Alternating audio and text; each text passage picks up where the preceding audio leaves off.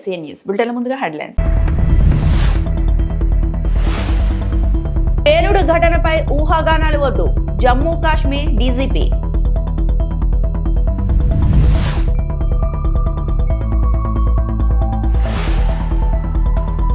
CII సదస్సులో 13 లక్షల కోట్ల పెట్టుబడులు వచ్చాయి, ఏపీ సీఎం చంద్రబాబు.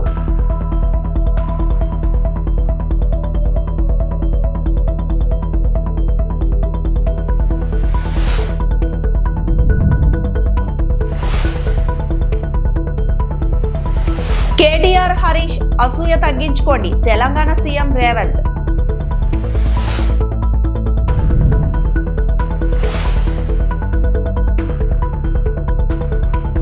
జమ్మూ కాశ్మీర్లోని నౌగం పోలీస్ స్టేషన్ వద్ద జరిగిన పేలుడు ఘటనపై ఎలాంటి ఊహాగానాలు వద్దు అంటూ డీజీపీ నలిన్ ప్రభాత్ చెప్పుకొచ్చారు. ఈ ఘటన దురదృష్టకరమని వ్యాఖ్యానించారు. ఈ ప్రమాద ఘటనలో 9 మంది చనిపోయినట్లు ధృవీకరించారు. దర్యాప్తు కొనసాగుతుందన్నారు.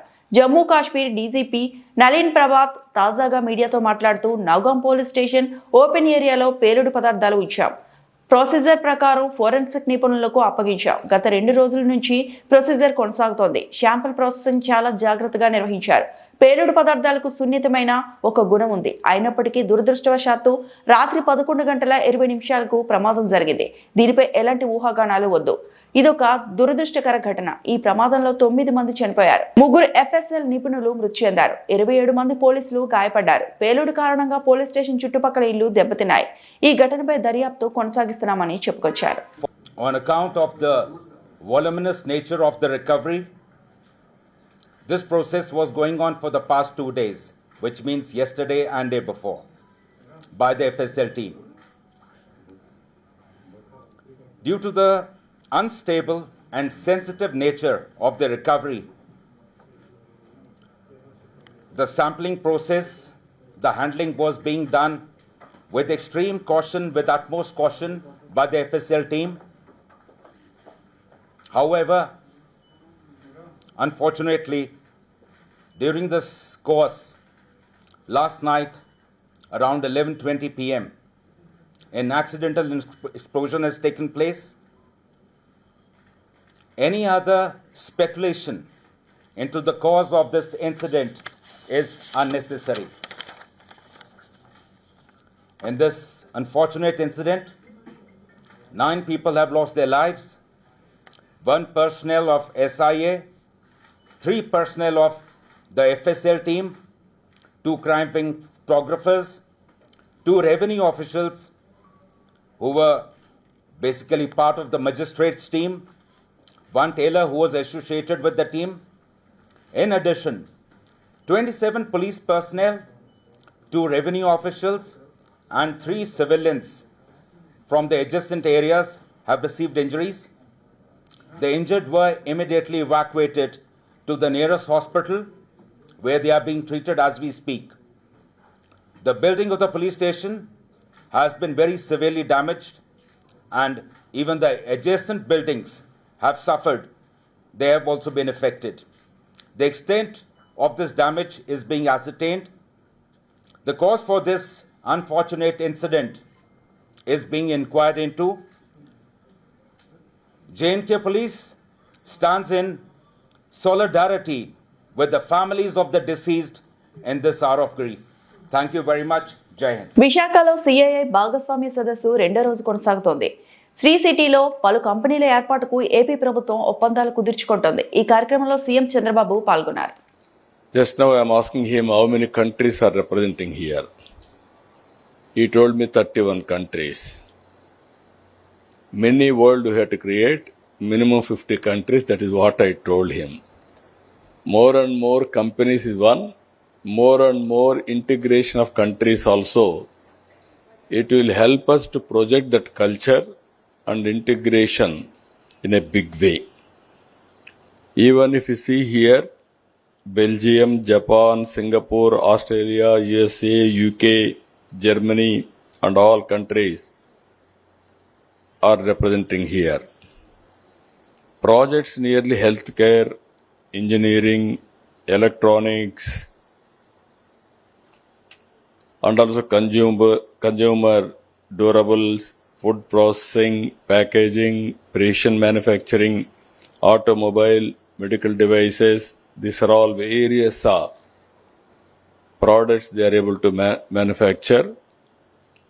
And also flagship projects, if you see, today we are inaugurating Belgium mobility and rehabilitation devices, Japan, natural gas distribution, Singapore light engineering. These are all supporting advanced infrastructure and high quality employment generation. Jubilee Hills ఉప ఎన్నికల్లో కాంగ్రెస్ విజయం తమ బాధ్యతను మరింత పెంచిందని ముఖ్యమంత్రి రేవంత్ రెడ్డి అన్నారు. జూబ్లీహిల్స్ అభ్యర్థి నవీన్ యాదవ్ భారీ మెజార్టీతో విజయం సాధించిన సందర్భంగా ఏర్పాటు చేసిన మీడియా సమావేశంలో సీఎం మాట్లాడారు. అసెంబ్లీ ఎన్నికల తర్వాత హైదరాబాద్ ప్రజల్లో కాంగ్రెస్ పై నమ్మకం పెరుగుతుందన్నారు. జూబ్లీహిల్స్ లో విజయం అందించిన ప్రజలకు ఈ సందర్భంగా సీఎం ధన్యవాదాలు తెలిపారు. తెలంగాణ సమాజానికి కాంగ్రెస్ పార్టీ కార్యకర్తలకు ఈ గెలుపులో మాకు అండగా నిలబడ్డందుకు మనస్ఫూర్తిగా వారికి ధన్యవాదాలు తెలియజేస్తూ ఈ గెలుపు మా బాధ్యతను మరింతగా పెంచింది. 2 సంవత్సరాలు పూర్తి చేసుకుంటున్న సందర్భంలో హైదరాబాద్ నగరంలో సాధారణ ఎన్నికల్లో మాకు పెద్దగా సానుకూలమైన ఫలితాలు లేని సందర్భంలో ఇప్పుడు ప్రజలు అండగా నిలబడి కాంగ్రెస్ పార్టీని ఆశీర్వదించి తెలంగాణ రాష్ట్రాన్ని సంక్షేమంలో అభివృద్ధి కార్యాచరణలో ముందుకు వెళ్ళండి, బాధ్యతతో ఈ కార్యక్రమాలను నిర్వహించండి అని చెప్పి మమ్మల్ని ఆశీర్వదించడం జరిగింది. దీన్ని ఒక బాధ్యతగా కాంగ్రెస్ పార్టీ నాడు స్వీకరించడం జరిగింది. జూబ్లీహిల్స్ ఉప ఎన్నికల సరళిని మీరందరూ గమనించారు. ఇందులో ప్రజలు విలక్షణమైన తీర్పునివ్వడమే కాకుండా పోలైన ఓట్లలో 51% కాంగ్రెస్ పార్టీకి ఓటు వేయడం ద్వారా ఎప్పుడూ లేనంత బలం, ప్రజాబలం ఈనాడు కాంగ్రెస్ పార్టీకి వచ్చింది. ఈ ఎన్నికల్లో దాదాపుగా 51% ఓట్లు కాంగ్రెస్ పార్టీకి, 38% ప్రధాన ప్రతిపక్షమైన బీఆర్ఎస్ పార్టీకి, 8% భారతీయ జనతా పార్టీకి ప్రజలు ఓట్లు వేయడం జరిగింది. దీని ద్వారా ఎవరి పాత్ర ఏంది గత 2 సంవత్సరాల నుంచి ప్రజలు నిశితంగా గమనించి ఒక నిర్ణయానికి వచ్చి ఈనాడు ప్రజలు ఈ విధమైన తీర్పును ఇవ్వడం జరిగింది. అందుకే ఈనాడు బీఆర్ఎస్ సోషల్ మీడియాను, విష ప్రచారాన్ని, తప్పుడు వార్తలను, పెయిడ్ ఆర్టికల్స్ని, ఫేక్ సర్వేలను వీటన్నిటి మీద ఆధారపడి ప్రభుత్వాన్ని అవహేళన చేయడము, అవమానించడము, అసహ్యకరమైన భాషలో దూషించడం లాంటి వార్తలను ప్రసారం చేసిండ్రు. ఒక విషయం నేను పోలీస్ అధికారులను కోరుకుంటున్నాను. ప్రభుత్వాలు మారినప్పుడల్లా గత ప్రభుత్వంలో పనిచేసిన కొంతమంది పోలీసులను విచారణ పేరిట వేధించడం, ఆత్మహత్యలకు గురయ్యే పరిస్థితులు రావడం, ఇవి పోలీసుల మనోబలాన్ని ఎంతగా దెబ్బతీస్తాయో ఆలోచించాలి. ఇది మొత్తం పోలీసు వర్గానికే అవమానం. భూమన కరుణాకర్ రెడ్డి, మాజీ టీటీడీ చైర్మన్. నేను పోలీసు అధికారులకు అందరికీ కూడా, ఈ రాష్ట్రంలో ఉన్నటువంటి పోలీసు అధికారులకు, పోలీసులకు కూడా విజ్ఞప్తి చేస్తున్నా, ప్రభుత్వాలు మారితే గత ప్రభుత్వంలో ఉన్నటువంటి పోలీసు అధికారుల మీద ఆత్మహత్యలకు పురికొల్పే విధంగా ఈ రకమైనటువంటి బూతులు తిడుతూ చేసేటువంటి విచారణ వలన మీ మనోస్థైర్యం ఎంత దెబ్బతింటుందో ఒక్కసారి ఆలోచించవలసిందిగా కోరుతున్నా. ఇది మొత్తం పోలీసు సమాజానికే అవమానకరమైనటువంటి విషయం. ఈ రోజున విచారణ ఎదుర్కొంటున్నటువంటి వాళ్ళు ప్రతి ఒక్కరు కూడా ఈ బ్రతుకు కంటే 20-25 ఏళ్లు మేము పోలీసు అధికార జీవితాన్ని గడిపినాం. ఈ రోజున మా పైన విచారణ చేయించేటువంటి ఈ అధికారుల యొక్క బూతు మాటలకి, విచారణ తీరుకి మేము ఆత్మహత్యలు చేసుకోవటం కంటే మాకు మరొక గతి లేదు అనే స్థాయికి తెచ్చినారు. అంటే అలాంటిది ఈ ప్రభుత్వంలో సాటి పోలీసు అధికారులే, పోలీసులకే భయపడేటువంటి పరిస్థితి తీసుకొని వచ్చింది చంద్రబాబు గారి ప్రభుత్వం. పోలీసు అధికారుల మీద, పోలీసు అధికారులతో విచారణ చేయించి తప్పుడు సలహాలు తీసుకునేటట్టుగా చేసి తప్పుడు కేసులు నమోదు చేయించటానికి, వాళ్లనే ఆయుధాలుగా వాడటానికి ఈ రోజున ఈ ప్రభుత్వం కుట్ర పన్నుతున్నది. ఈ రకమైనటువంటి సాంప్రదాయం రాకూడదు. దీనికి స్వస్తి పలకాలి అంటే పోలీసు సమాజం మీరు స్పందించాలి. అమాయకులైనటువంటి పోలీసు అధికారులు ఈ రోజున బలైపోతున్నారు. హత్యగా భావించి దీని మీద సిబిఐ చేత విచారణ చేయించవలసినటువంటి అవసరం ఉన్నది. ఇంత దారుణం. అక్కడ తప్పు జరిగి ఉంటే ఏ శిక్షకైనా మేము సిద్ధంగా ఉన్నామని అనేక సార్లు చెప్పడం జరిగింది. ఏ చిన్న తప్పు చేయకుండా ఉన్నందుకే ఇంత ధైర్యంగా మాట్లాడగలుగుతున్నాం. చిన్న తప్పు కూడా చేయలేదు, కానీ మీరు పని కట్టుకొని మమ్మల్ని దోషులుగా నిందితులుగా చేర్చటానికి ఈ రకంగా పోలీసు అధికారులను కోర్టు ఇచ్చినటువంటి ఆదేశాల నెపంతో 2 సార్లు టీటీడీ విజిలెన్స్ ఎంక్వైరీ చేసింది. ప్రభుత్వ విజిలెన్స్ ఎంక్వైరీ చేసిన తరువాత ఏమీ రాకపోయినా ఈ రోజున కోర్టు ఆదేశాలను అడ్డం పెట్టుకొని ఇష్టం వచ్చినట్టుగా బండ బూతులు తిడుతూ రౌడీలను గూండాలను ఏ రకంగా ట్రీట్ చేస్తారో ఈ రోజున విచారణ ఎదుర్కొంటున్నటువంటి పోలీసు అధికారులు కూడా అదే పరిస్థితిని ఎదుర్కొంటున్నారు. దీని మీద విచారణ జరగవలసినటువంటి అవసరం ఉన్నది. ఆనపర్తి నియోజకవర్గంలో రైతులపై జరుగుతున్న తీవ్ర దాడులకు ప్రభుత్వం ఎక్కడ స్పందిస్తోంది అని మాజీ ఎమ్మెల్యే డాక్టర్ సట్టి సూర్యనారాయణ రెడ్డి ప్రశ్నించారు. ఆనపర్తి, సావరం పరిసర ప్రాంతాల్లో రైతుల సమస్యలను తెలుసుకుంటూ ప్రస్తుతం రైతులు తీవ్రమైన ఇబ్బందులు పడుతున్నారని ఆయన ఆవేదన వ్యక్తం చేశారు.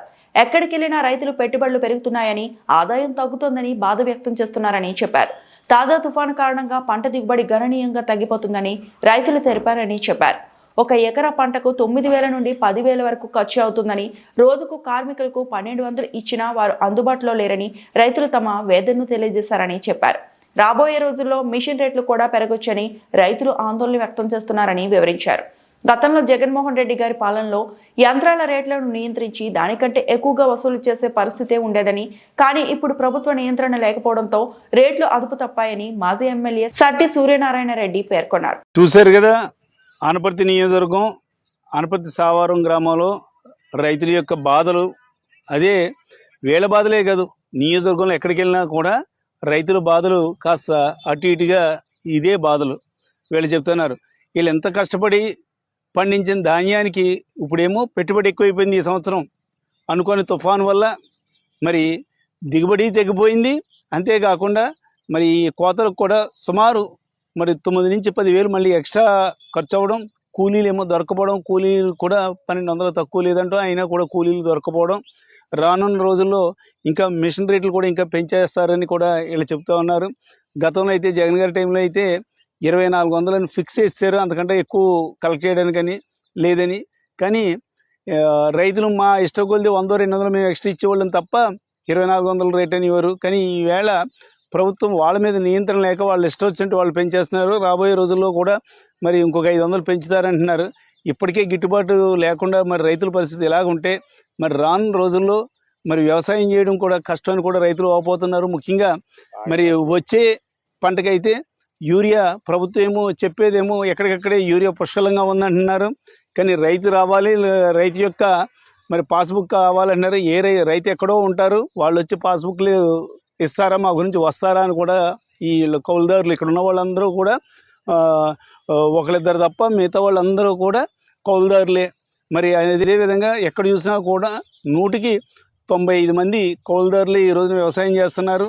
మరి వీరికి ప్రభుత్వం ఆదుకోకపోతే మాత్రం రాబోయే రోజుల్లో కౌలుకి చేసేవాళ్ళు కూడా ఎవరో ఉండరు. నారాయణఖేడ్ డివిజన్ లో సబ్ కలెక్టర్ ఉమాహారతి, ఎస్డిఎం ఆధ్వర్యంలో విరూపాక్ష ఆర్గనైజేషన్ సంస్థ, సిఎస్ఆర్ నిధులు, హైదరాబాద్ ఆధారిత టోకెన్ ఆర్గనైజేషన్ సహకారంతో ఈ కార్యక్రమం నిర్వహించారు.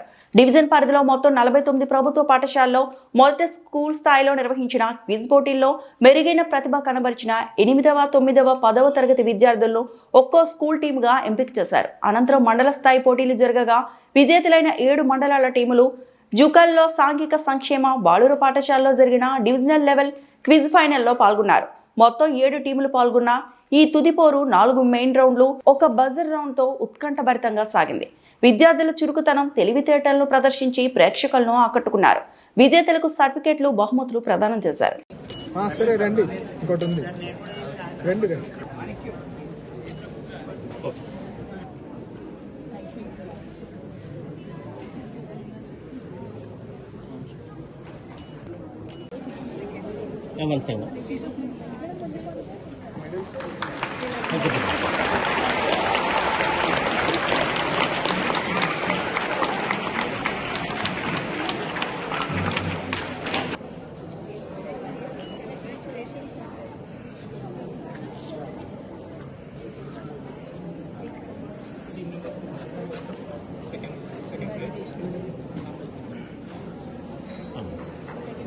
Second place, team number 2, Nagagidda, students and teachers.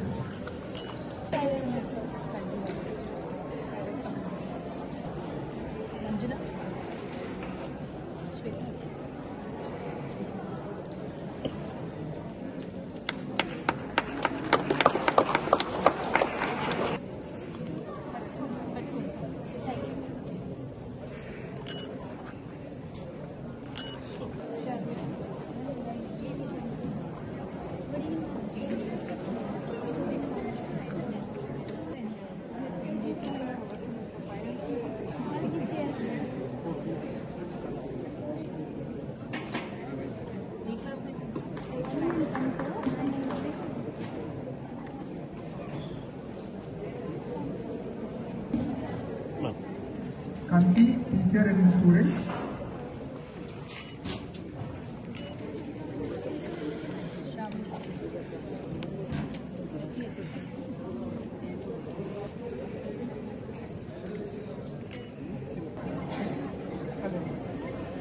Next, color mandal. Okay.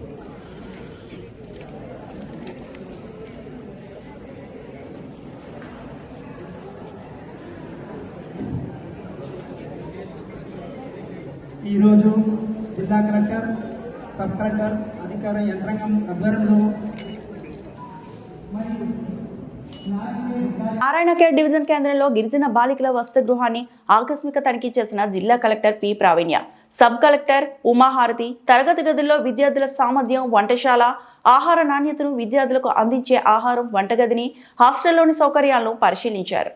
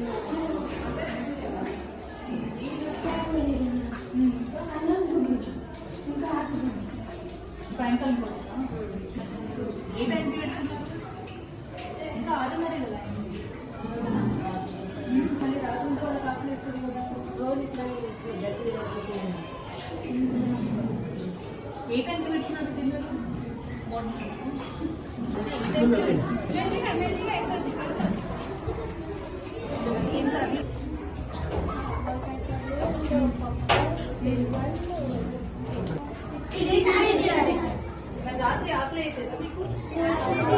పొద్దున బ్రేక్ఫాస్ట్ ఏం టైం? మార్నింగ్ మరి రాగి మాల్ట్ ఏమైనా ఉందా? ఏ టైంకి? 8కి రాగి మాల్ట్. టిఫిన్ రాత్రి మరి ఆకలి అవుతుందా మీకు? స్టడీ అలా ఇప్పుడు?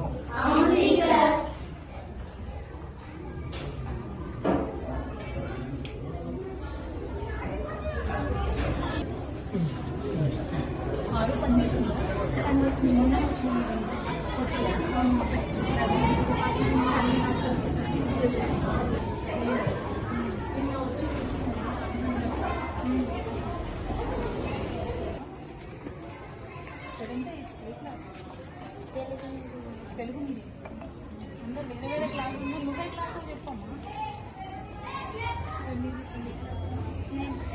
ఇప్పుడు చెప్పి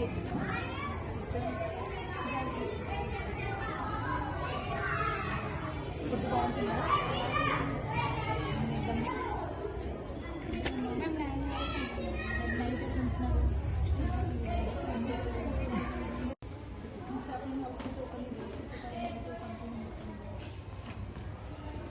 ఫ్రెండ్స్ ఇంతమంది ఒక ఇక్కడే ఉంటారు. అవును వాళ్ళకి ఫోన్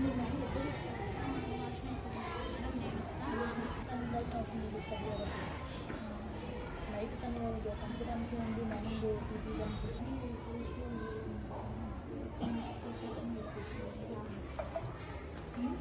ట్యాబ్లెట్స్ ఎవరు నడుస్తున్నారు? మరి ఎప్పుడు వస్తున్నారు నర్సు? మార్నింగ్ ప్రే టైం వచ్చి మళ్ళీ ప్రే పడుతుంటాం మేడం. అంటే నైట్ ట్యాబ్లెట్స్ మీకు ఇక్కడ హాస్టల్లో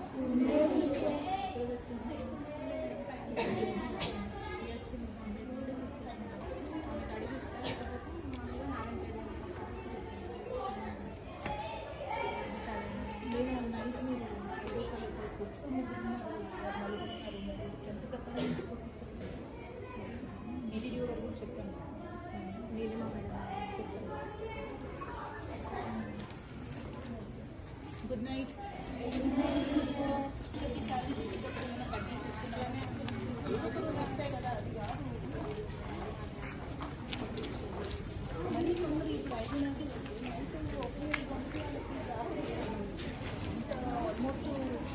పశ్చిమ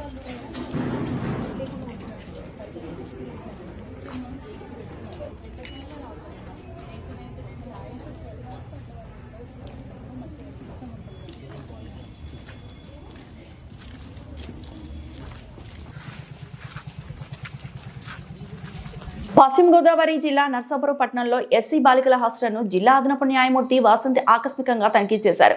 బాలల దినోత్సవం పురస్కరించుకొని హాస్టల్లో సందర్శించి విద్యార్థులతో ముచ్చటించారు. వారి సమస్యలను అడిగి తెలుసుకున్నారు. ఏవైనా ఇబ్బందులు ఉంటే తమ దృష్టికి తీసుకురావాలని విద్యార్థులకు సూచించారు. ఏ సమయంలో బాలికలకు గుడ్ టచ్, బ్యాడ్ టచ్ లపై కూడా అవగాహన కల్పించారు.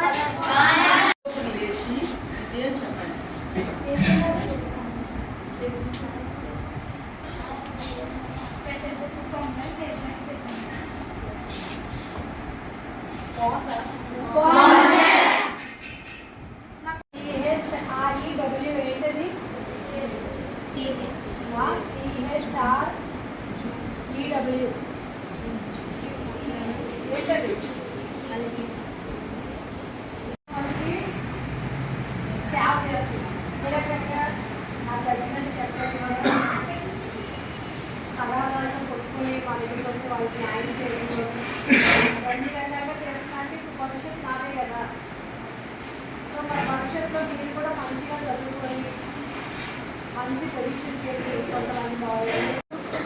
ముఖ్యంగా మీ పేరెంట్స్ చెప్పండి, ఎందుకంటే పేరెంట్స్ అనేవాళ్ళు మీకు సపోర్ట్ చేస్తారు, హెల్పింగ్ వస్తారు. వేరంతగా పోలీస్ కంపెనీలు ఉన్నారు అది కదా అది కంప్లైంట్.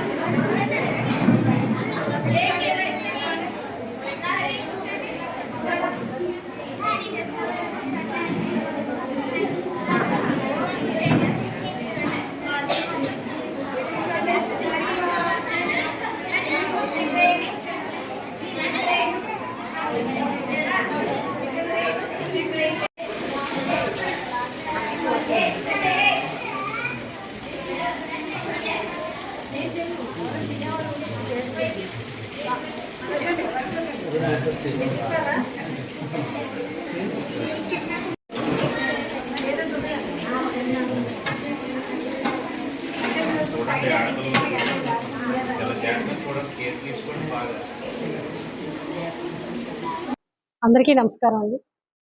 నా పేరు Vasanthi, 10th additional district and sessions judge cum chairperson MLSC Narsapur. ఈరోజు చిల్డ్రన్స్ డేని పురస్కరించుకొని ఈ హాస్టల్ విజిట్ చేయడం అనేది జరిగిందండి. ఇక్కడ ఉన్న స్టూడెంట్స్ అందరూ ఎలా ఉంటున్నారు, వాళ్ళ సదుపాయాలు ఏ రకంగా అందిస్తున్నారు వాళ్ళకు, అలాగే వాళ్ళ ఫుడ్ గురించి ఆరా తీయడం జరిగింది, తెలుసుకోవడం జరిగింది. అలాగే వాళ్ళు ఏ రకంగా ఇక్కడ జీవిస్తున్నారు అనే ప్రతి అంశం గురించి ఈరోజు తెలుసుకున్నామండి అడిగి. పిల్లలు చెప్పిన దాని ప్రకారం అయితే ఇక్కడ అంతా బాగానే ఉంది, వస్తువులు అని చెప్పారు. వాళ్ళ చదువు కూడా బాగానే సాగుతుందని చెప్పారు. సో భవిష్యత్తులో ఇంకా వీళ్ళు మంచిగా చదువుకొని మంచి సౌకర్యాలను పొందేలా ఉండేందుకు మా తరఫున మేము ఏం చేయవచ్చో అన్నీ కూడా చేస్తామండి. అలాగే ఇక్కడ చిన్న చిన్న రిపేర్స్ చేయాల్సిన పరిస్థితి అయితే ఉంది. వాటి గురించి నేను కన్సర్న్డ్ ఆఫీసర్స్ని పిలిచి మాట్లాడతాను. అలాగే భవిష్యత్తులో వీళ్ళకి ఏదైనా మేము చైర్పర్సన్గా చేయడానికి అవకాశం ఉంది, చేయాలి అంటే కనుక ఖచ్చితంగా చేస్తాము. ఈ వార్తలు ఇంతటితో సమాప్తం.